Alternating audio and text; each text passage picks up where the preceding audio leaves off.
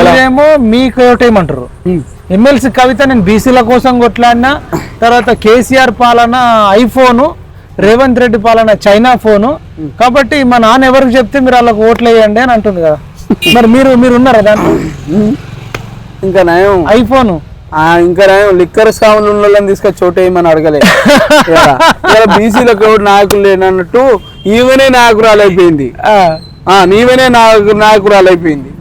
ఎందుకంటే vote bank రాజకీయం కదా మైపాల్, ఓటు బ్యాంకు రాజకీయం కదా. ఈమె ఈమె ఈమె ఘనకార్యం ఏమని చెప్పు బీసీల కోసం చేసింది. ఇంద్రపార్క్ దగ్గర ధర్నా చేసింది. వీళ్ళ నాయన ఇంద్రపార్క్ దగ్గర ధర్నా చేసింది. ఎప్పుడు చేయాలి?